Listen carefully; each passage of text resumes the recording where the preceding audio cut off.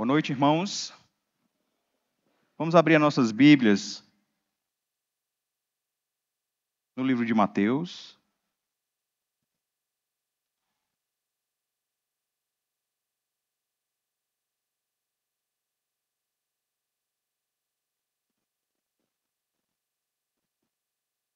Capítulo 9. Todo mundo encontrou Mateus, capítulo 9? Encontraram ali, né?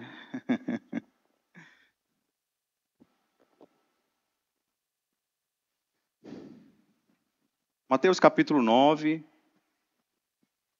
a partir do versículo 1. Vamos ler. Entrando Jesus num barco, atravessou o mar e foi para a sua cidade. Alguns homens trouxeram-lhe um paralítico, deitado em sua maca. Vendo a fé que eles tinham, Jesus disse ao paralítico: tenha bom ânimo, filho, os seus pecados estão perdoados. Vamos orar mais uma vez. Senhor Deus, estamos aqui diante da Tua palavra, Senhor, e que o Senhor possa falar aos nossos corações através da Tua palavra, Senhor. Que o Senhor não leve em consideração a mim aqui, mas que o Teu Espírito possa operar e nós possamos sair daqui, Senhor, transformados mais um pouco, mais parecidos contigo, mais um pouco, Senhor, nessa nossa trajetória de santificação. Deus, eu te peço que o Senhor fique conosco, em nome de Jesus. Amém, Senhor. Amém. O tema da nossa mensagem hoje é... Obrigado. A autoridade de Jesus e o conflito com a religiosidade humana. Antes de desenvolver o nosso texto que nós vamos estudar aqui, eu queria só contar uma história para vocês, né? Em uma noite bem escura e tempestuosa, uma noite difícil, um navio de guerra dos Estados Unidos, da Marinha dos Estados Unidos, né? Estava vindo ali e tal, cortando ali as ondas, a tempestade. E ali no navio estava lá o comandante, né, da embarcação. Eu nunca naveguei, né? Mas se alguém já navegou aqui, sabe que o comandante é o manda-chuva, né? No navio. Quem assistiu o filme, né, sabe disso também. A lei é o comandante. Ele aplica as leis, dependendo da nacionalidade, que as águas sejam, né? Águas internacionais, enfim. O comandante, ele cuida de tudo. Ele tem total autoridade sobre o navio, sobre a tripulação. E era um comandante confiante, né? O cara confiava no seu treinamento, na experiência, tempo já de navegação. Confiava na sua boa, vamos dizer assim, a sua boa habilidade ou a sua habilidade de manter o navio em segurança. Mas aí, de repente, o rádio toca lá, né? E alguém fala no rádio: navio, desvie a sua rota imediatamente. Você está vindo em minha direção. E aí o comandante, com a sua autoridade, ele pensa, né? Talvez é outro navio, o navio de outro comandante aí, mas quem manda aqui sou eu nesse negócio. Eu não vou desviar minha rota. Ignorou totalmente, né? O comandante disse logo: aqui é o comandante do navio, não vamos desviar a rota. Mantenha-se em seu curso. E aí, um tempo depois, o rádio toca de novo: navio, desvie a sua rota, porque você está vindo em minha direção. Você vai colidir. E aí o comandante responde de novo: não vou desviar a rota, desvie você. E aí, um tempo depois, toca de novo o rádio. E alguém lá do outro lado diz: navio, desvie a sua rota. Aqui é o faroleiro. Sabe quem é um faroleiro, né? Você sabe o que é um farol? Que fica guiando os navios e tal. Ele fica em terra firme, né? E aí ele diz: aqui é o faroleiro. Se você continuar vindo em minha direção, você vai bater nos rochedos e a embarcação vai afundar.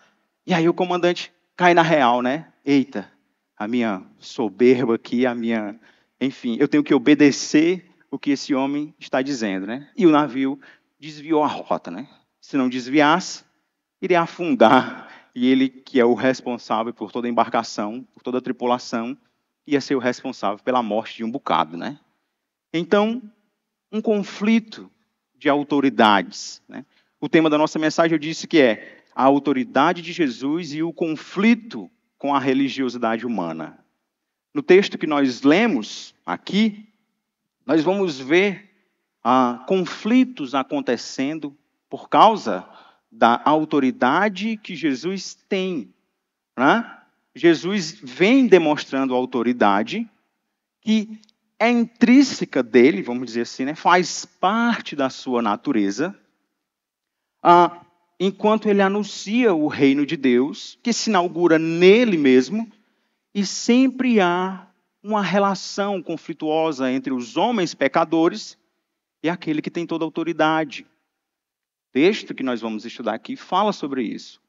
Nós lemos só até o versículo 2, mas nós vamos estudar os outros versículos e a gente vai ver isso acontecendo. E vamos estudar aqui também no nosso texto, dividido em dois momentos em que o Senhor apresenta ou mostra a sua autoridade e dois momentos de conflito, né? Uma demonstração de autoridade, um conflito que acontece por causa de outro momento de autoridade e outro momento de conflito. E o primeiro momento aqui de autoridade, que é o primeiro ponto também do nosso sermão, é que ele é Deus. Jesus, ele vai, com as suas atitudes, declarar que ele é Deus. Ele é Deus. Vamos ler o primeiro versículo novamente. O primeiro versículo diz assim: entrando Jesus num barco, atravessou o mar e foi para a sua cidade.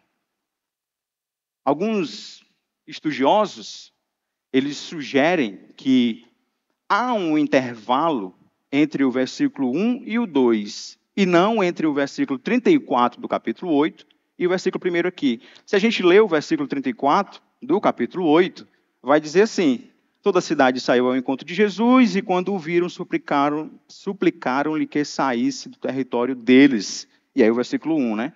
Entrando Jesus no barco, atravessou o mar e foi para a sua cidade. Aquele momento que eles pediram para Jesus sair da cidade, vocês lembram, né? Ou não? Os versículos anteriores, né? É o texto que Jesus está lá na cidade de Gerasa, né? Ou Gadara, e aí ele cura 2 endemoniados, né? O texto é interessante que o texto diz, ele cura 2 endemoniados, né? O demônio é expulso, e aí o demônio vai para a manada de porcos, os porcos se precipitam no abismo, e os moradores se preocupam mais com porcos do que com pessoas, né?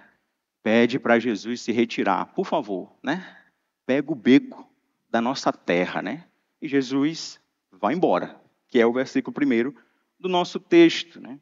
Jesus é convidado a se retirar.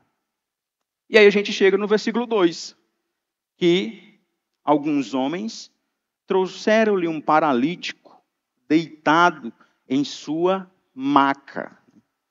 Mateus, ele não situa esse incidente ou esse momento como fazem Marcos e Lucas, né? Dentro de uma casa. Se a gente for ler esse mesmo relato em Marcos ou em Lucas, a gente vai ver que eles estavam dentro de uma casa e eles trouxeram a maca pelo teto da casa, né? É tanto que isso é marcado. Eu acho que se a gente falar que o paralítico desceu pelo teto, todo mundo vai lembrar que já viu esse texto, né? Ou pelo menos deveria ser, né? Se não é, agora vai lembrar. Mas Mateus, ele não faz questão de trazer essa informação para nós, né? Alguns estudiosos linguísticos até argumentam que, por causa do verbo proséferon, que é o verbo do grego lá, que está na forma imperfeita, ele traz a ideia de que esse encontro pode ter sido na rua, né? Por causa dessa forma verbal e tal. O D.A. Carson, que é um grande teólogo, ele argumenta que ele fala que o tempo verbal imperfeito muitas vezes deixa a cena mais vívida e detalhada, e por isso não vale a pena forçar contradições só por causa das diferenças na forma como algo é contado, né? Porque Lucas e Marcos diz que foi dentro de uma casa, e aí ficam achando talvez contradições nos evangelhos sinóticos, né? Não, Mateus ali, ele falou que era na rua. Então, tem erro na Bíblia, né? Tem erro na Bíblia? E aí? Tem erro não? Sei, né? Estudamos isso aqui na quarta-feira, né? Então, isso é uma discussão irrelevante, né? Mateus, ele não está preocupado com isso. Ele simplesmente omite o relato gráfico da cena, né? Onde que aconteceu. Ele nem diz que foi na rua e nem diz que foi dentro de uma casa. Ele só diz, o versículo começa e diz, alguns homens trouxeram-lhe um paralítico, deitado em uma maca. Trouxeram esse paralítico. Mateus aqui, ele está preocupado em relatar sobre a autoridade de Jesus. Esse é o ponto, né? A quem os homens levaram o paralítico. A preocupação de Mateus é essa. Vamos destacar aqui o momento em que Jesus declara a sua autoridade. É disso que estamos falando. Da autoridade que ele tem quando ele faz declarações, né? No processo do texto também, desde o capítulo 8, a gente vem vendo Jesus declarando a sua autoridade, né? Lá na metade do capítulo 8, versículo 17, tem uns discípulos que pedem para seguir ele, né? Mestre, deixa que eu te siga e tal. Jesus até confronta, né? Olha, o mestre aqui, eu não tenho nem onde repousar a cabeça, né? Até as raposas têm suas tocas e tal, mas o Filho do Homem tem que ter vontade de me seguir, né? Você tem que calcular, tem que pensar no custo que é me seguir. Jesus fala isso com autoridade, né? Depois ele acalma a tempestade, depois ele expulsa os demônios, a sua autoridade vem sendo demonstrada. Mateus, ele está preocupado com isso. Falar sobre a autoridade de Jesus. E aí, o versículo 2, no versículo 2, continua e diz assim, vendo a fé que eles tinham, Jesus disse ao paralítico, tenha bom ânimo, filho, os seus pecados estão perdoados. Jesus, vendo a fé que eles tinham. Jesus percebeu a fé deles. Provavelmente, tanto do paralítico quanto dos homens. Não sei. Só fala que viu a fé deles, né? Havia um grupo de gente. E o paralítico estava no meio também da turma, enfim, do plural de gente ali, né? Do grupo de pessoas. Não sei ao certo para quem está se referindo, mas o fato é que Jesus viu a fé dos homens, tanto dos homens que carregavam, como do paralítico. Mas Jesus, ele fala somente ao paralítico. Né? É interessante. Ele diz que vendo a fé que eles tinham, Jesus disse ao paralítico. Fala só a ele. Jesus fala somente ao paralítico. Chama ele de filho. Né? No grego lá, a palavra teknon. Né? E aí, a ideia dele chamar ele de filho é um termo afetuoso, de uma pessoa mais velha falando com uma pessoa mais nova. Só isso. Não tem muito mistério em ele dizer, filho, tenha bom ânimo, né? Tenha bom ânimo, filho. Mas Jesus, ele faz uma declaração que sugere uma ligação íntima ali entre o pecado e a doença, né? Ele diz, filho, tenha bom ânimo, os seus pecados estão perdoados. E isso era uma mentalidade da época. Né? Pensar sobre alguém doente, na época, inclusive tem pessoas hoje também que pensam sobre isso, né? Qualquer doença é por causa do pecado, né? Mas era um pensamento da época, né? Tanto que a gente tem outro relato no Evangelho de João, na verdade, em que eles se encontram com um cego e eles perguntam a Jesus, né? Jesus, e aí, quem foi que pecou? Foi ele ou foi os pais dele? Para ele estar com essa cegueira, né? Por ele sofrer dessa doença. Era um pensamento do povo da época, né? Mas não podemos afirmar que toda doença é causada por pecados. Aqui, a conexão ela é deixada sem explicação. Não é afirmado que a paralisia foi por causa do pecado. Não. Não sabemos ao certo se Jesus percebeu que a doença do homem tinha uma causa espiritual ou ele simplesmente resolveu primeiro um problema espiritual que os amigos do homem nem sabiam que existia. Não sabemos. Jesus sabe. Jesus conhecia o coração do homem, né? Se havia algo que os amigos não sabiam, que nós não sabemos, Jesus provavelmente sabia. O tratamento com o homem paralítico talvez revele algo de seu coração. É tanto que Jesus diz, coragem, filho, né? Tem bom ânimo, a tradução da palavra pode ser colocada também como coragem. Coragem, filho. Será que ele tinha alguma desconfiança no seu coração, né?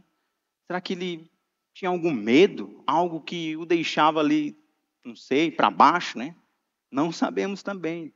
Mas o fato é que Jesus declara para ele ter coragem. Coragem, filho. Tenha bom ânimo, né? Ou até a ideia de, está tudo bem, meu querido. Tenha calma, vai dar certo. Perdoados estão os teus pecados, né? É interessante que Jesus faz essa declaração, anuncia o perdão de pecado e isso causa um tumulto ali no meio das pessoas, né? Quando Jesus declara que os pecados dele estão perdoados. Jesus ele está também nesse momento declarando o que eu disse, que é o cerne dessa questão aqui. Ele está se colocando no lugar de Deus. Ou seja, ele está dizendo que é Deus. Porque Deus é quem perdoa, né? Jesus ele não apenas anuncia o perdão, mas concede naquele momento por sua própria autoridade, sem precisar de sacrifícios. Porque para os pecados serem perdoados, na cultura judaica, e Jesus estava inserido lá na cultura judaica, no judaísmo, tinha que fazer o quê? Tinha que fazer sacrifícios, né? Tinha que fazer o sacrifício da expiação, todo aquele ritual para os pecados serem perdoados. E aí Jesus traz essa autoridade para si e diz, perdoados estão os teus pecados. A gente olha para essa declaração e, normal, né? Nós tivemos os nossos pecados perdoados também, né? Para nós, parece a coisa mais natural vindo de Jesus, né? Mas para o contexto imediato, isso não era normal. Como assim alguém declara que os pecados de outra pessoa estão perdoados? E qual o efeito dessa declaração de Jesus? Os escribas se opõem porque veem isso como algo que só Deus pode fazer. Vamos ler aqui o versículo 3. O versículo 3 diz assim, diante disso, alguns mestres da lei disseram a si mesmos, este homem está blasfemando. Jesus, ele declara que ele é Deus, ele demonstra a sua autoridade, perdoando o pecado do homem, e agora nós temos uma reação, e esse é o segundo ponto do nosso sermão. As autoridades não o reconhecem como Deus. Como nós já lemos, diante disso, alguns mestres da lei disseram a si mesmos, esse homem está blasfemando, né? Alguns mestres da lei resmungam entre eles ali, né? Que Jesus está blasfemando, talvez um cochichado, baixinho, né? Só entre eles. Esse cara está blasfemando, né?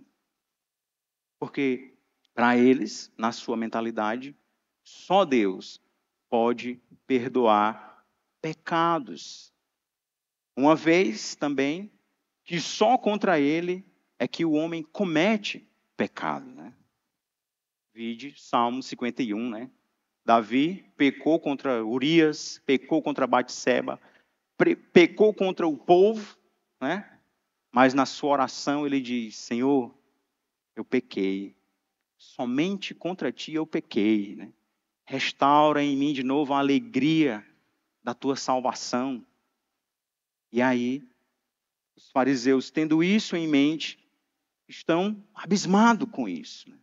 Estão declarando que Jesus está blasfemando. E é interessante que essa palavra, ela tem um sentido de caluniar, né? A ideia de blasfemar é a ideia de caluniar, de falar mal, né? E por que eles estão dizendo que Jesus está blasfemando, né? Uma calúnia a Deus, é isso que eles estão dizendo. Não sei. Os mestres da lei, né, em sua conversa sussurrada, expandiram a ideia de blasfêmia, né? Agora, esse cara está caluniando a Deus, né? Dizendo que é o filho de Deus, fazendo essa declaração. Enfim, vamos continuar para entender mais sobre essa ideia do que eles estão falando sobre Jesus. Porque Jesus está fazendo uma coisa, como eu já falei, que só Deus pode fazer, perdoar pecados. Mas Jesus, versículo 4, diz o seguinte: conhecendo os seus pensamentos, disse-lhes: por que vocês estão pensando maldosamente em seu coração? Jesus, ele tinha visto a fé do paralítico e dos seus amigos. Agora ele viu os pensamentos maus de alguns dos mestres da lei ali, né? Ele continua se apresentando como aquele que conhece o coração do homem, né? Ele continua se apresentando como aquele que é Deus. E a situação de conflito continua acontecendo. Sobrenaturalmente, ele pode ter tido esse discernimento, afinal, ele é Deus, como eu falei, né? Embora ele não precisasse, talvez, né? Ele poderia ter escutado o sussurrado deles, né? O balbuciar dos mestres da lei. Poderia ter escutado. E, enfim, mas a ideia é, ele declara uma verdade que estava só lá no coração deles. Alguém pode argumentar, não, ele ouviu ele falando, eles dizendo assim, não, está blasfemando. Mas Jesus, ele vai além. Ele continua usando a sua autoridade divina, vamos dizer assim. E ele fala de coisas que estão no coração dos homens. Por que vocês pensam maldosamente em seus corações?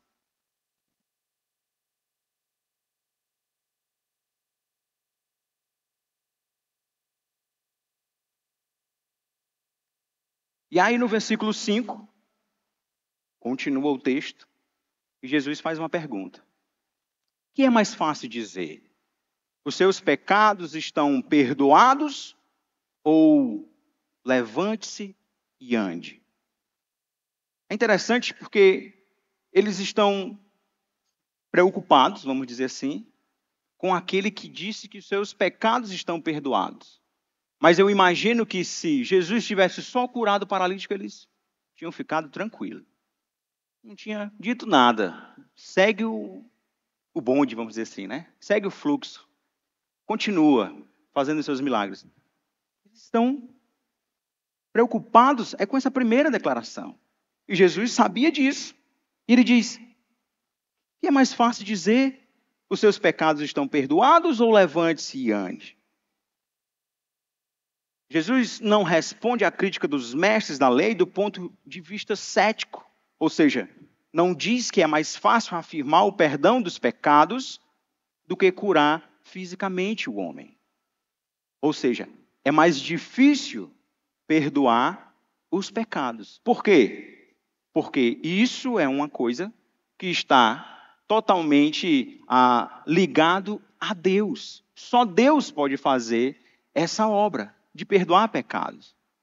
E aí, eles ficam nessa, né? Jesus manda essa pergunta, parece até um pouco irônico, né? Jesus perguntando a eles ali, ele responde de acordo com a perspectiva dos mestres da lei, sugerindo que a verdadeira dificuldade está na primeira obra, né? Não, na segunda. Desculpa. Sim, na primeira que ele falou no versículo 5. Estão perdoados os teus pecados. E o versículo 6 continua e diz o seguinte: mas, para que vocês saibam que o Filho do Homem tem na terra autoridade para perdoar pecados, disse ao paralítico: levante-se, pegue a sua maca ou cama e vá para casa. Jesus faz uma ação que parece ainda um pouco irônica, né? Ele diz: não, tudo bem, se vocês estão admirados porque eu posso, ou eu digo que vou perdoar pecados, eu sei também fazer a obra menor, né? Perdoar pecados é uma obra grande. E a obra menor é curar o paralítico. Ele diz: não, tudo bem, tá? Eu sei fazer a obra menor. Perdoados estão os teus pecados e você também está curado da sua paralisia, né? Ao realizar a cura, mais uma vez, Jesus prova sua autoridade divina ao fazer a obra mais difícil, a questão do perdão dos pecados. Se Jesus tivesse blasfemado, como eles disseram, ao declarar o perdão, como ele poderia também realizar o milagre em nome de Jesus, né? Depois eles vão dizer que Jesus ele fazia os milagres em nome ou ele expulsava os demônios em nome de Beelzebul, né, em outro momento, falando que Jesus agia pelo poder do próprio demônio. E Jesus tem uma resposta pronta para eles também.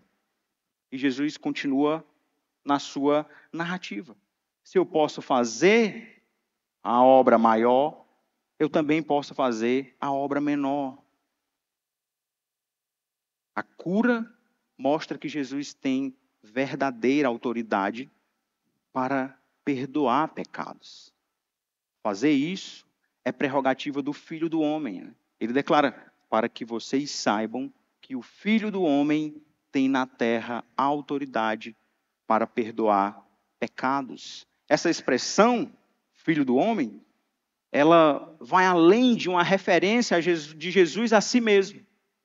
Ele está dizendo, à luz da ressurreição, que ele, o juiz escatológico, aquele que virá no final, né, no fim dos tempos, para julgar toda a humanidade, já está na terra, com autoridade para perdoar pecados. Ele tem essa autoridade. Ele é Deus e ele tem essa autoridade de perdoar pecados. O Emanuel, né, o Deus conosco, enviado para salvar o seu povo dos seus pecados. Quando nós lemos lá no início, no capítulo 1 de Mateus, a declaração é essa, né? Ele se chamará Emanuel e ele virá para perdoar ou salvar o povo dos seus pecados. Ele só está cumprindo o seu ministério, como deve ser. O reino está sendo implantado por ele, como deve ser, como diz as Escrituras. Mas os homens, os mestres da lei, entram em conflito porque não conseguem entender ou não conseguem ver que aquele homem à sua frente é Deus, é o próprio Deus. Eles não conseguem fazer isso. E aí, Jesus dá ordem para o homem, né? Levante-se, pegue a sua maca e vá para a sua casa. Pode até parecer um pouco rude, né? Levante-se, vá para a sua casa. Mas não, né? A ideia é que ele está falando amorosamente, né? Com palavra branda, né? Levante-se. Ele já pediu para o homem ter bom ânimo, né? Ter coragem. Agora, levante-se, né? Pegue a sua cama e vá para a sua casa. De forma gentil, Jesus fala isso. Em suma, a cura não só curou o paralítico, mas também lhe assegurou que seus pecados estavam perdoados e refutou a acusação de blasfêmia, né? Porque ele é Deus e tem toda a autoridade para perdoar pecados e curar o homem também. E conhecer o coração do homem e o coração dos fariseus. Ele apresenta a declaração de sua divindade, de que ele é o Filho de Deus. E o versículo 7 diz que o homem se levantou e foi para a sua casa. O versículo 8 diz o seguinte: vendo isso, a multidão ficou cheia de temor e glorificou a Deus, que dera tal autoridade aos homens. Não sei se a Bíblia de alguém aqui tem maravilhou-se. Alguém usa a revista corrigida, a RC? Não, né? Todo mundo usa NVI, né? Todo mundo é... Mas, rapaz, é NVT por ali, né? Mas a ideia, o maravilhou-se, quando foi traduzido para esse maravilhoso, ele não dá de forma o peso da palavra, né? A NVI ela traduz bem, né? A NVI 23 também coloca cheia de temor. A multidão ficou cheia de temor. Essa tradução maravilhosa suaviza a coisa, né? Mas há um peso grande. Realmente a multidão ficou cheia de temor. Porque os homens devem temer quem tem autoridade para perdoar pecados. Os homens devem temer. Nós devemos temer, né? Os homens devem temer sempre que são confrontados por uma manifestação pública de Deus. E esse temor provoca louvor. Quando vemos Deus trabalhando na vida das pessoas, dos pecadores como nós, isso gera um louvor no nosso coração. Um temor com louvor, né? Quarta-feira nós tivemos batismo, né? E sempre que tem assembleia para receber novos membros, a gente vê os testemunhos e a gente presencia ali, em um certo grau, o que Deus fez na vida das pessoas, né? Isso gera no nosso coração um prazer nesse Deus, né? Louvar a esse Deus. Mas também isso deve produzir temor no nosso coração, né? Porque Ele tem poder para perdoar pecados, Ele se achega aos homens, Ele é Deus. Os judeus, eles tinham também a ideia na sua cabeça de que se presenciasse Deus ou alguma manifestação da divindade, eles morreriam, né? Eles tinham medo disso também, né? É tanto que a gente vê que Moisés, eu acho que provavelmente vem disso, não sei, porque Moisés pede para ver a Deus, né? E Deus, se você me ver, não vai sobrar nada, né? Você vai morrer, Moisés. Você vai ver só na frechinha aqui quando eu passar, na brecha assim da rocha, né? E aí eles tinham esse temor, né? Se eu ver Deus ou uma manifestação pública da divindade, a gente vê esse caso também acontecendo com os pais de Sansão, né? Quando o pastor pregou aqui em Juízes, o marido lá ficou morrendo de medo, o pai de Sansão, né? Eu me esqueci o nome dele agora. Ele ficou ali com medo, vamos fazer sacrifício e tal, porque provavelmente a gente vai morrer. Porque a gente viu um ser divino, né? Gera esse temor, mas como é o próprio Deus que se apresenta a nós, nós o louvamos por causa da sua grandeza, né? Por causa do seu poder. E como podemos entender mais da identidade de Jesus à luz de tudo que ele fez até agora? Mais uma vez agora nós vamos ver ou presenciar a revelação do seu caráter, o caráter de Jesus.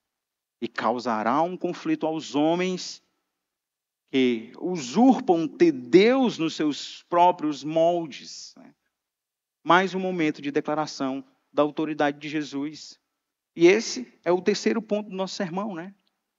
Que ele declarou que é Deus no primeiro, as autoridades não conseguiam reconhecer ele como Deus, e agora nós vamos ver uma declaração do Deus homem, né? Não só aquele Deus distante, utópico, vamos dizer assim, né? Como o N.T. Wright diz, né? Nós acreditamos muitas vezes num Deus escatológico distante, utópico, né? Quando na verdade ele está presente em nosso meio a todo tempo. Então, ele é o Deus homem. Vamos ler o versículo 9 que diz assim: saindo Jesus, viu um homem chamado Mateus sentado na coletoria e disse-lhe: siga-me. Mateus levantou-se e o seguiu. Provavelmente o local que Jesus está aqui é nos subúrbios de Cafarnaum, né? Quem assistiu The Chosen, né? Quem assistiu The Chosen? Eita, mas essa igreja é fã do The Chosen, né? Quando a gente assiste lá o The Chosen, a gente vê uma representação, né, próxima do que seria Cafarnaum. É uma cidade bem periférica mesmo, né? Um negócio assim bem à margem da sociedade, né? Provavelmente Jesus estava lá, nesse local, né? Nos subúrbios ali de Cafarnaum, perto da encosta do mar. Depois de demonstrar sua autoridade para perdoar pecados, Jesus agora chama para si um homem cuja profissão o torna um pária, vamos dizer assim, né? Um marginal, né? A profissão do homem que ele chamou, né? Não Jesus. Né? A profissão de Mateus. Ele é alguém à margem da sociedade judaica, né? Ele é um traidor dos israelitas. Né? Na série The Chosen, lá, inclusive, a relação com os pais dele é cortada, porque agora ele é um coletor de impostos do Império Romano. Traiu a sua nação, né? Não é uma pessoa de confiança. Alguém visto como pecador por se associar com os pecadores do governo romano. E Jesus, ele chama esse homem para o seguir. Veja com quem, né, o Deus, homem, anda se associando, né? Chama, se eu pensar em mim mesmo, né, ele só chama os piores, né? Chama um homem de uma índole totalmente duvidosa, né? Mateus. Os pescadores, né? Os discípulos que Jesus já chamou antes, eles podem até não ter uma posição elevada na escala social, mas pelo menos eles não eram automaticamente suspeitos morais, vamos dizer assim, e religiosamente. Mateus foi uma pessoa totalmente suspeita, né? Você olhasse assim, eita, esse cara aí rouba o dinheiro dos outros, né? O coletor de impostos, ele tinha essa fama, né? Tem até a história de Zaqueu, né? Quem já teve a oportunidade de ler a história de Zaqueu, acho que todo mundo, né, aqui. Zaqueu, quando ele se converte, ele declara que vai a quem ele defraudou ou a quem ele roubou, ele vai devolver 3 vezes mais, eu não lembro a exatidão. Mas 4 vezes, é, Juliano? Ele declara isso. Ou seja, ele roubava as pessoas. Né? Vou dizer que Mateus roubava as pessoas, não sei. Mas por ele ser um cobrador de impostos, as pessoas com certeza diziam, lá vai o ladrão, passando ali. Ó. Aquele cara ali é um traidor, não presta para nada. Mas Jesus o chama. Né? Quase tão notável quanto a decisão de Jesus de chamá-lo é a resposta confiante de Mateus. Ele não parece ter se sentido desconfortável por ser incluído na comitiva de um pregador, de um mestre. Embora não saibamos o que os outros discípulos possam ter pensado a respeito disso, né? Chamou esse homem?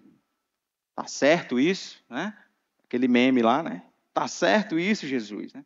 Provavelmente a declaração de muitos aqui, né, de muitos publicanos e pecadores, no versículo 10, que nós vamos ler ainda, assegura também que a resposta imediata de Mateus de seguir Jesus não tenha deixado a coletoria lá sozinha, sem ninguém para trabalhar. Porque no versículo 10 a gente vai ver que tinha muita gente. Vamos ler o versículo 10 então. O versículo 10 diz assim: estando Jesus em casa, foram comer com ele e seus discípulos, muitos publicanos e pecadores. O pronome ele aqui pode se referir tanto a Jesus quanto a Mateus. E a casa, que não é identificada, né,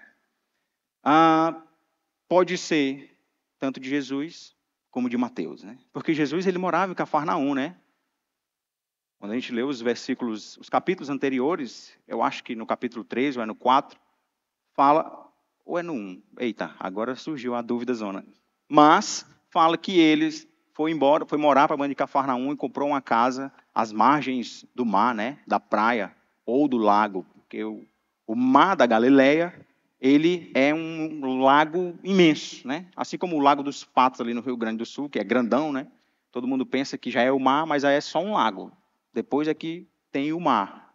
Tem até aquele pregador que diz, né, que se Jesus comprou uma casa na praia, né, então o pastor também pode comprar uma casa na praia, né? Porque Jesus era o cara, né? Morava à beira da praia. Acho que vocês já viram esse vídeo, né? Do pregador falando. Jesus era do bom, tinha muito dinheiro, né? Ganhou muito dinheiro na carpintaria do seu pai e comprou uma casa na praia. Provavelmente, Jesus estava nesse local, próximo ali da sua casa. E aí, o versículo diz que, estando Jesus em casa, foram comer com ele seus discípulos e muitos publicanos e pecadores. A NVI, ela traz uma nota interessante. Ela diz, ou na casa de Mateus. No Evangelho de Lucas, é na casa de Mateus.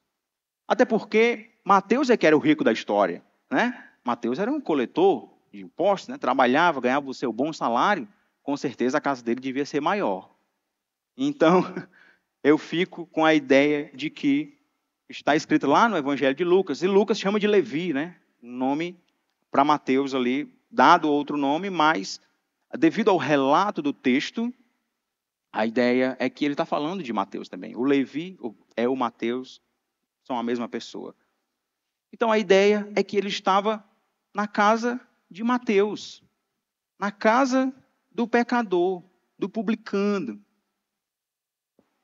Jesus e seus discípulos estavam sentados à mesa para banquetear, para comer com a pior das companhias, segundo os protetores dos bons costumes. De acordo com os fariseus, mestres da lei, homens que conhecem toda a lei que Deus entregou, a lei de Moisés, onde Jesus estava, também era um local suspeito. Né? Jesus chamou uma pessoa para seguir ele totalmente suspeita. E agora ele está dentro da casa de uma pessoa totalmente suspeita, cheio de gente suspeita. Né? Isso diz muito sobre o Deus que a gente segue. Essa atitude de Jesus confronta em muitas de nossas atitudes para com o nosso próximo. Né? Nós temos a mania, muitas vezes, de escolher as melhores companhias, né? Pessoas da mesma classe social que a minha, que pode, enfim, participar de um local distante, onde eu posso ir também, viajar junto, ou, sei lá, ir para o boliche, né? Ninguém nunca foi para o boliche aqui nessa igreja, né? Mas, enfim, né? Ir para os eventos mais caros. Nós temos essa tendência no nosso coração, se temos dinheiro, claro, né? E não se importar muito com aqueles que estão num status social, vamos dizer assim, menor do que o nosso, né? E Jesus, com essa atitude, ele confronta esse nosso modo de ser pecaminoso, diga-se de passagem, né? Isso faz lembrar também a pessoa que anunciava o reino, esse reino que Jesus prega também, João Batista. Quais eram as características de João Batista? João Batista morava no deserto, se alimentava de gafanhotos, besouros, animais silvestres, plantas silvestres, sei lá. Uma roupa mais ou menos, né? Era o cara que precedia o rei que viria, que anunciava o reino que nós dissemos, ou dizemos, declaramos, que fazemos parte.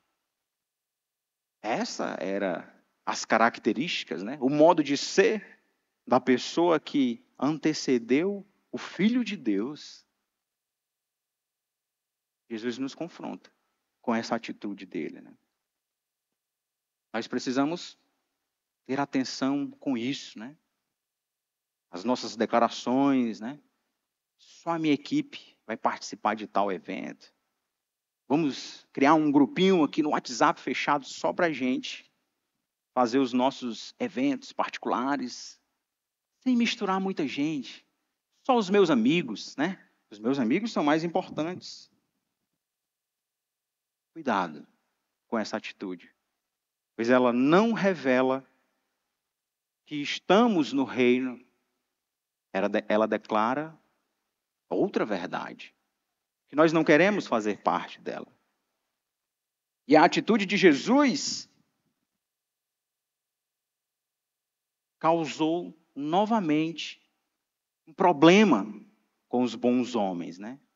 O que foi que essa atitude dos bons homens, né, guardiões das etiquetas, né, da etiqueta, dos bons costumes, causou mais conflito? Nós chegamos no quarto ponto do nosso texto, do nosso estudo, que diz que as autoridades não entendem o homem Deus. Quando Jesus declarou que é Deus, eles não reconheceram ele como Deus. Agora, Deus, que é homem, que está no meio dos homens, declara a sua divindade e humanidade, mas eles não entendem o homem Deus. Que atitude é essa? Olha o versículo 11 que diz: vendo isso, os fariseus perguntaram aos discípulos dele: por que o mestre de vocês come com publicanos e pecadores? Escândalo, né? O mestre, o cara que ensina o rabino, né? O rabi, que nem o Cícero, né? Chamou o Nelson de rabi uma vez, foi engraçado. O mestre, como assim? No mundo antigo, geralmente uma refeição compartilhada era um sinal claro de identificação, né? Me identifico com essa pessoa. Nós fazemos parte, né, da mesma sociedade, vamos dizer assim, da mesma nacionalidade, da mesma etnia. Era um sinal claro de identificação. E para um mestre religioso, como Jesus era, compartilhar uma refeição com tais pessoas era escandaloso. Era declarar impureza, né? Fazê-lo isso na casa da pessoa, mais problema ainda. Né? Você come com os publicanos e ainda está na casa dele. Que negócio estranho, escandaloso. Na ocasião anterior, eles perguntavam entre si, né? Ou balbuciavam entre si, né? Ele está blasfemando. Agora eles, eita, ele já conhece o nosso pensamento, vamos perguntar logo por discípulo, né? Não pergunta para Jesus, né? Mas por discípulo ele chega e pergunta logo, né? Como assim o mestre de vocês come com publicanos e pecadores? É o que está no versículo 11, né? Vendo isso, os fariseus perguntaram aos discípulos dele: por que o mestre de vocês come com publicanos e pecadores? Eles não perguntam diretamente a Jesus, mas agora perguntam aos discípulos. E Jesus ouve eles perguntando, né? Jesus está atento o tempo todo, né? Está ouvindo e pronto para responder o que só ele pode responder. E a resposta é maravilhosa, né? Talvez essa hesitação dos mestres da lei seja o medo ali, né, de confrontar talvez aquele grande mestre que já fez declarações que mexeu com eles ali no momento anterior e agora uma hesitação, né, de perguntar a esse mestre formidável, vamos dizer assim, o próprio Jesus, ou eles podem somente estar relutantes de entrar na casa do publicano e pecador. Né? Não entra na casa do publicano. Né? Hoje eu estava assistindo um episódio de uma série e aí o padre chegou assim na entrada do bar. Ele andava junto com um xerife procurando uma pessoa que assassinou umas freiras e tal. E aí eu lembrei dessa situação, porque ele chega na porta, o xerife está lá dentro e diz: você tem que entrar aqui para poder falar com a testemunha que viu a mulher que assassinou, era uma índia, né? E aí ele diz: eu entrar nesse local aí? Entro nada. Só porque era um bar, as pessoas estavam bebendo lá e tal. E aí o cara fala uma palavra lá para ele: a sua fé é tão fraca que você não consegue entrar nesse local aqui sem ficar impuro ou ter problemas. Aí ele se toca assim, aí entra, né, para falar com o cara. A mesma situação aqui, né? Os mestres da lei não querem entrar na casa do homem impuro, dos pecadores, uma casa cheia de pecadores, cheia de publicanos e pecadores. Como o versículo informou aqui para a gente. Eles não querem se associar. É interessante também porque carrega aqui também uma espécie de sarcasmo deles, né? Eles dizem, por que seu mestre, né? Porque seu mestre está comendo junto com publicanos e pecadores, né? Como quem pergunta assim, que tipo de mestre se comportaria assim? Ele não é mestre, né? Esse cara aí é um charlatão. Talvez eles estavam dizendo isso ou querendo declarar isso, né? E o versículo 12 diz, ouvindo isso, Jesus disse, não são os que têm saúde que precisam de médico, mas sim os doentes. Esse versículo liga mais uma vez o ministério de cura de Jesus com a sua cura de pecadores. O texto do paralítico lá, ele declarou que os pecados do paralítico estavam perdoados. Jesus pergunta, né? Não são os que têm saúde, que precisam de médico, mas sim os doentes. Os doentes precisam de médico. E Jesus os cura. Os pecadores, da mesma forma, precisam de misericórdia, perdão e restauração. Jesus os cura. Jesus nos curou, né, do pecado. Jesus ele faz esse milagre na vida dos homens. Os fariseus não eram tão justos, vamos dizer assim, quanto eles acreditavam, né? Eles não compreendiam a missão de Jesus, o ministério ou aquilo que Jesus estava fazendo. Não conseguiu compreender isso. Jesus disse que não são os que têm saúde que precisam de médico, mas sim os doentes, né? Eu não vim para os justos, outra tradução diz assim, né? Mas para pecadores, né? Lá no final do versículo 13, fala isso. Os fariseus, nesse conflito todo, né? Isso acontecia porque eles esperavam um Messias que punisse os pecadores e exaltasse os justos. Era isso que eles esperavam, né? Mas ele está sentado e comendo com os pecadores e publicanos. Aí um fariseu olha para si e diz assim, eu sou justo, né? Eu cumpro todas as exigências da lei, né? Eu guardo o sábado, eu dou o dízimo de tudo, né? E aí o Messias vem, diz que é o Messias esse homem, diz que é Deus, e ele não está punindo os pecadores, ele está sentado, comendo junto com eles. Que Messias é esse? Jesus não atende às expectativas dos fariseus e dos mestres da lei. É interessante que Jesus foi até os pecadores. Jesus vai até eles, né? Jesus traz cura para os pecadores, né? Ele estava na casa de um publicano. Estava junto com vários publicanos e pecadores. Jesus foi até esses homens. E é interessante a gente pensar sobre isso. Porque nós só estamos aqui hoje porque Jesus, em algum momento, veio ao nosso encontro também. Nós, publicanos e pecadores, né?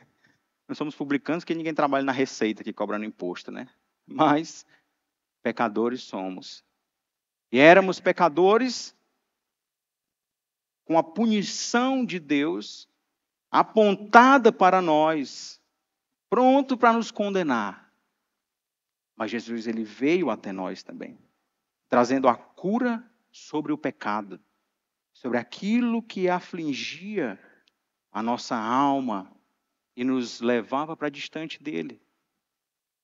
Esse movimento sempre de Jesus, né? E só há esse movimento porque ele é Deus. E ele é o Deus homem também. Jesus, ele passou por todas as dificuldades que nós passamos. Ele foi homem completamente. Ele entende os sofrimentos que cada um de nós passamos. Ele passou. E nós ficamos felizes, nós entendemos isso, nós nos alegramos com isso, porque ele declarou que venceu. E se ele venceu, nós também venceremos. Não porque somos bons, mas porque é ele que garante isso, que nós venceremos. E o versículo 13 diz o seguinte, o texto continua e diz assim: vão aprender o que significa isto. Desejo misericórdia, não sacrifício. Vão aprender o que significa isso. Pois eu não vim chamar justos, mas pecadores. A citação aqui é de Oséias, Oséias 6,6. E Jesus usa essa citação de Oséias pela forma rabínica, como os estudiosos dizem, né? Vão aprender. Ele está falando isso para os mestres da lei, para os homens que têm todo o conhecimento da lei. Vão aprender. Uma declaração usada para quem precisava estudar o texto. E os caras estudavam o texto. Essa era a função dos homens, dos escribas e fariseus, né? Fariseu, a ideia de separado para estudar a lei, entender toda a lei, né? Paulo era um fariseu também, né? A classe farisaica, vamos dizer assim, do judaísmo, era a classe dos homens mais entendidos. Jesus manda essa para eles. Vão aprender. Vão aprender. Vão aprender o que o texto quer dizer. Vão aprender o que significa isso. Talvez o uso dessa forma seja levemente sarcástico, vamos dizer assim. Os que se orgulhavam do seu conhecimento das Escrituras, da sua conformidade a ela, precisavam ir aprender qual era o sentido dela. Eles não compreendiam o sentido dela. A palavra misericórdia aqui, que é lá do texto antigo também, do hebraico é o hesed, né? O pastor até falou aqui várias vezes sobre essa palavra nas exposições de 2 Samuel. Ela tem um significado próximo de aliança de amor, né? E nos salmos, às vezes, a gente vê essa tradução como amor leal de Deus, né? Oséias usa essa palavra e ele diz que o hesed, ou a aliança, ou o amor leal, ela é mais importante que os sacrifícios. Para o judeu ouvir isso, ele ficava pasmo. Porque o ponto alto do judeu era quando ele ia fazer os seus sacrifícios para pedir perdão ao Senhor pelos seus pecados, como eu já falei aqui. Mas eles precisavam compreender isso. Precisavam entender isso. Deus, ele declara: desejo misericórdia, não sacrifício. Deus, por meio de Oséias, afirmou que os apóstatas de sua época, embora continuassem a realizar seus rituais formais da adoração no templo, haviam perdido o verdadeiro sentido e propósito da adoração. Era tudo uma fachada. Os homens já tinham se desviado da fé. Era tudo apenas um ritual. E na época de Oséias, Deus ele confronta o povo com essa verdade, com essa exortação. Vão aprender o que significa isso. Desejo misericórdia, não sacrifício. Portanto, a citação de Oséias feita por Jesus aos fariseus os alertava de que, assim como os apóstatas do Israel antigo, eles estavam na mesma situação. não conseguiam compreender a misericórdia. Não conseguiu compreender e praticar a aliança de amor. O amor leal, o amor ao próximo. Não, eles não conseguiam isso. Estavam na mesma situação. E Jesus evidencia isso para eles. Jesus não veio chamar justos. Ele não veio chamar justos, não quer dizer que talvez os fariseus eles sejam justos já, perfeitinho. Não quer dizer isso. Alguém pode até pensar. Eu acho difícil pensar, mas pode pensar alguém, né? Que quando Jesus diz não vim chamar justos, está chamando o fariseu, não, você já está ok, agora eu vou só para os pecadores. Por isso que eu não estou junto com vocês aí. Não é essa a ideia. Por causa dessa confrontação, Jesus está dizendo que eles estão afastados do verdadeiro sentido. Estão afastados de Deus. Estão longe do amor de Deus. E nem exercitam esse amor. O amar ao próximo. Jesus combate a justiça dos fariseus desde o capítulo 5. Quando ele faz as declarações, né? Olha, se vocês fazem isso, se vocês dão ofertas e faz para todo mundo ver e tal, ou jejuma e fica tudo descabelado, que é para todo mundo estar sabendo que você está jejuando. Isso não serve de nada. Isso não é maior do que a justiça dos fariseus. Jesus fala sobre isso. Uma justiça farisaica, um negócio completamente raso, sem profundidade. O objetivo de chamar pecadores, é claro, aqui Jesus disse, pois eu não vim chamar justos, mas chamar pecadores. E, nesse texto, Mateus não coloca a continuação, por exemplo, que tem em Lucas. Lucas diz, chamar pecadores ao arrependimento. E a ideia é essa. Jesus, quando Mateus registra as palavras de Jesus, não coloca o arrependimento, mas isso está intrínseco. Está implícito. Né? Vamos não vim chamar justos, mas chamar pecadores ao arrependimento. Não permanecer mais no pecado. Encontrar a verdadeira justiça, assim como nós encontramos. Jesus chama pecadores ao arrependimento, assim como ele nos chamou. Concluindo, portanto, a missão de Jesus, quando ele exerce sua autoridade, conflitos vieram nessa missão dele. Na missão de Jesus, quando ele exerce sua autoridade, conflitos vieram. Pois os que se agarravam no seu próprio conhecimento não conseguiam compreender essa missão. Sua missão era caracterizada pela graça, a busca do perdido, a busca dos pecadores, a busca dos necessitados. Eu trouxe algumas aplicações aqui para a gente colocar em prática os ensinamentos que aprendemos aqui no texto bíblico. A primeira aplicação é: Ele é Deus. Foi o que aprendemos no nosso primeiro ponto aqui do nosso sermão. Foi o nosso primeiro aprendizado. Ele é Deus. Mas, muitas vezes, demonstramos em nossas atitudes que não temos essa verdade como última.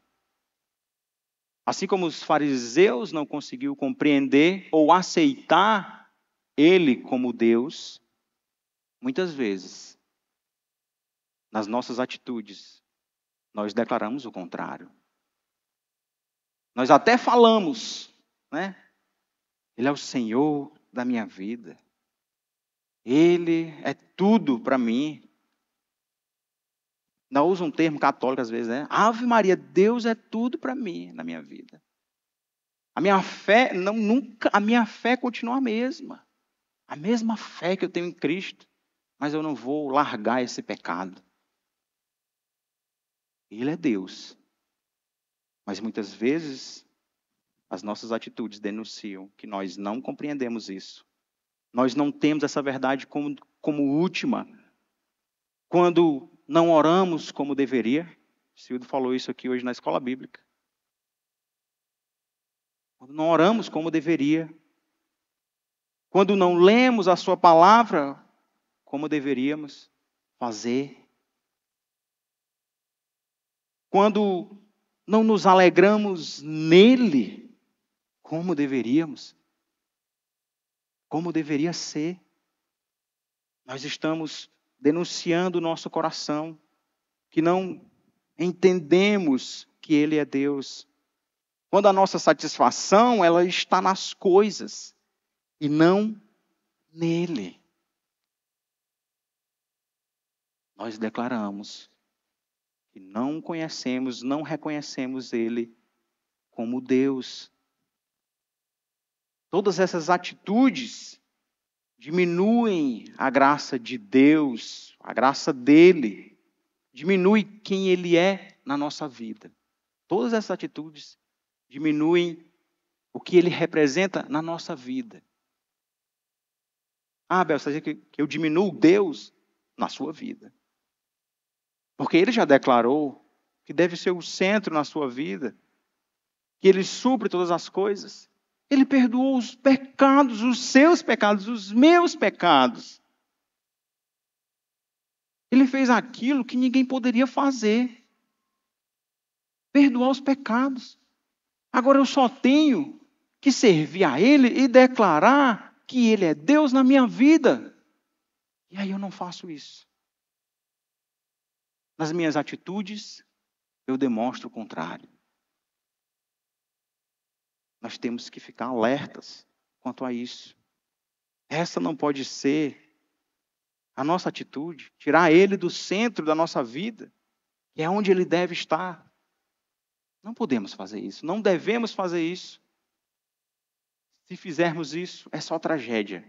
Nós sabemos que é. Eu tenho certeza que alguém aqui já passou por isso. Né? Esquecer de quem é Deus. Eu já passei por isso. Diminuir a graça dele na minha vida e aí só dá cara na parede, né? Só dá problema. Nós precisamos pensar sobre isso. Ele é Deus e nós devemos refletir o que essa afirmação quer nos dizer. Ele precisa ser o centro na minha vida. A segunda aplicação é, ele também é o Deus homem, como nós vimos no terceiro tópico aqui do nosso sermão. Ele veio até esse mundo, se fez homem, sofreu as mesmas aflições que os homens sofrem, para que nós possamos confiar, ter segurança, viver em paz. Porque, como eu já falei, ele declarou que venceu o mundo. Ele venceu. Eu venci e você também vai vencer. A palavra de Deus fala isso. Então, por que estamos tão aflitos muitas vezes? Por que estamos tão preocupados a ponto de não conseguir ver Deus nas situações? Tão angustiados que não conseguimos nem orar, nem recorrer a Ele, que já declarou que é tudo na minha vida, que vai suprir tudo que eu preciso, que vai cuidar das coisas, de todos os detalhes. Ele sentiu tudo aquilo que nós sentimos. Então ele pode curar toda a nossa angústia do coração também. Ele vai nos dar força para vencer. Jesus nunca disse que iria tirar os problemas das nossas vidas. Não, os problemas continuam. Mas no capítulo 8 nós vemos os discípulos com Jesus. Jesus estava com eles, dentro de um barco. Mas pelo fato de Jesus estar com eles dentro do barco, isso não quis dizer que não haveria problemas. E a tempestade veio e bateu forte contra o barco, ao ponto deles se desesperarem, o barco vai afundar. E Jesus estava fazendo o quê? Dormindo. Estava descansando. Talvez a correria do ministério de cura e as pessoas e multidões apertando e tal, cansado, foi dormir. Mas isso traz um ensinamento para nós. Que em meio à tempestade e os problemas, nós descansamos. Porque Ele nos dá a garantia de que está conosco dentro da tempestade, nos momentos mais difíceis, nas angústias. O Senhor está conosco. E a terceira e última aplicação, a encarnação do Filho de Deus e o modo como ele tratou seus semelhantes, homens, nos chama a abandonar toda a nossa arrogância, orgulho, soberba, inveja, cobiça, que são evidências de falta de amor ao próximo. O segundo mandamento é: amarás o teu próximo como a ti mesmo. E todos esses sentimentos que eu falei aqui são evidências da falta desse amor. E seguir os passos do rabino de Nazaré, do mestre de Nazaré. E na era das aparências, nós andarmos na contramão, amar o próximo, amar os pequenos, né? Os de baixo status social, né? Aqueles que eu digo que, não me identifico. Pois é, tem que amar eles também. Pessoas da nossa comunidade, amá-los. Porque o Senhor nos chama a isso. Ele mostra isso, ele tem essa atitude. Amar o próximo e cuidar do próximo. Amém? Vamos orar.